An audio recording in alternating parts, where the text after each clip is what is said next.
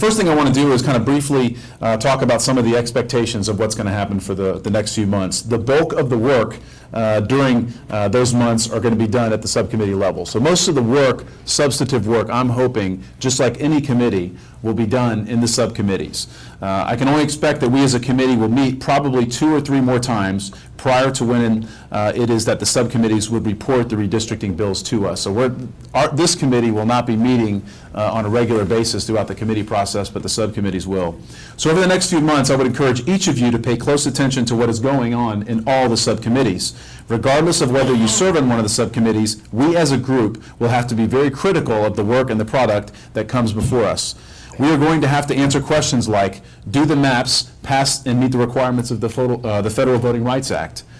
Do the maps meet the standards of Florida's Amendments 5 and 6? Have the subcommittees really vetted a number of options for those maps? Those are the questions that we're going to have to answer as the maps come to us. And ultimately, whatever exactly the maps look like, we put forth to the entire membership of the House, we as a group have to explain to the entire membership what those plans do and if they meet the requirements both in federal and state law.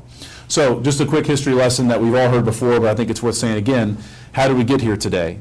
As you all know, over the last several months, we have gathered input from thousands of citizens across Florida regarding where and how congressional and state legislative districts should be drawn. So I mentioned it earlier, but I'm going to hit it again. A couple of the facts. The first is at our 26 hearings, we were in 25 counties, and approximately 5,000 people came to the meetings, and approximately 2,000 actually presented ideas.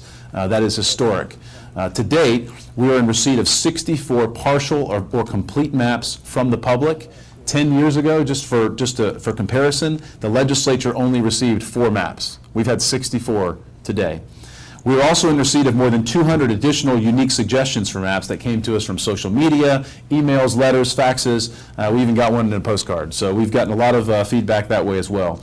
At this point in the process, our committees will begin digesting all of the information so that members can react, make suggestions, and mesh out the ideas with the legal requirements that the federal and state laws require.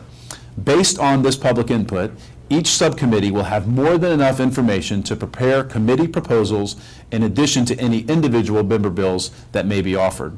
My overall request to the subcommittees and to the chairman specifically is this. I would ask that you provide at least 3 complete options for each type of map.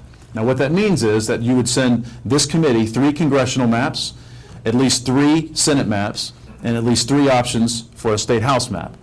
Exactly how each subcommittee meets that goal is up to the member of that subcommittee and the members of that subcommittee and the chairman.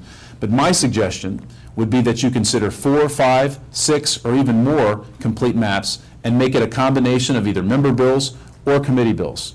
Regardless, our staff is available to everyone to help you develop those proposals or the amendments to those proposals. Now let's talk a little bit about the timeline that we're working under and some of the practical suggestions that we have. If the committees are going to report 3 options each to this committee, I would recommend that the members who wish to file redistricting bills, so if you are a member on this committee or on a subcommittee or any member of the legislature and you plan to file a bill, we would ask that you do so before the November 14th committee week. And now I would have to tell you that November 14th also happens to be my birthday. Not that I'm asking you to take notes on that, but there's no coincidence, but it is my birthday. So by my birthday, we would hope that every member of this body has turned in a map, or if you're going to turn in a complete bill, do it by that date.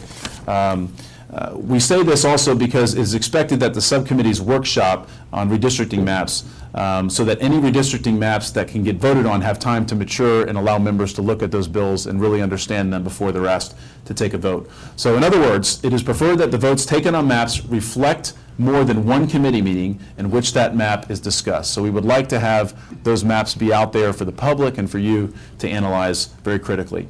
For the public, I would recommend that members of the public submit any original suggestions for maps before November 1st. Now the reason why we do that, and we ask for November 1st for the public and November 14th for members, is because that gives members the opportunity of about 2 weeks to study those submissions by the citizens before your own suggested deadlines. Of course, we will accept comments and suggestions from the public throughout the process, but practically speaking, Anything received November 1st or thereafter will have to be viewed as more comments and reactions to the maps that we are already working on through the process. Now let's talk a little bit about exceptions to each of you as members. I'm sorry, not exceptions, expectations to each of you as members, and who might present redistricting maps or amendments to maps. Members who would like to submit maps or amendments in committee will be given as much courtesy and as possible to get their ideas on the agenda to be presented. However, it is important to note that members will be expected to explain the details of their maps or their amendments. And so even if you're opting to file a map that has already been offered by the public, what we would ask you to do is, if you're going to submit a map, whether it's an amendment or actual original map, that you be able to explain what that map does, district by district. That's very important. We're going to ask every person who is submitting maps to be able to do that. That helps the process work better. So please know your maps.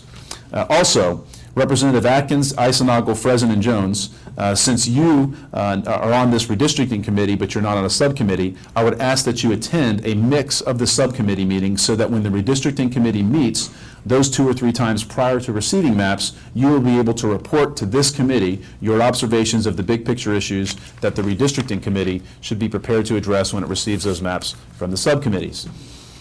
I may ask you also to brief the redistricting committee on common themes, challenges, and the results of the subcommittee's report. Now, members, regarding the packet that you have in front of you, as you can see, everybody should have one. If you don't have one, raise your hand. In the packet, you will find summaries of the verbal and written testimony that we have received thus far from the first 4 of the 5 regions that we visited this summer. So the Panhandle, Northeast Florida, Central Florida, and Southeast Florida. This is the material that the subcommittees will cover today in their review of public input. In the early October interim committee meeting, the subcommittees will cover a 5th region, the Southwest Florida, as well as we will cover all the complete maps that were submitted to the legislature online. So essentially what we're doing is we've broken this discussion up into 2 interim committee weeks, and we will add Southwest Florida and the other maps for the 2nd week into the packet. In addition, we have included for you in the 5th tab summary level data regarding the first 63 maps that have been submitted from the public. All of this information will be available on the Florida Redistricting website for anyone in the public to review it. Feel free to take all of this information with you today, and note, if you are on one of the subcommittees, you are going to get the same packet again. And just one last note before I turn it over to questions that many of you may have. In the next day or 2, I'm going to be sending out probably a memo to all the members of the House, not just the members of the committee, refreshing everybody about the procedural rules that will guide us as we go through this process. So you'll be getting that as well. I know that was a mouthful, but I think we covered a lot of territory.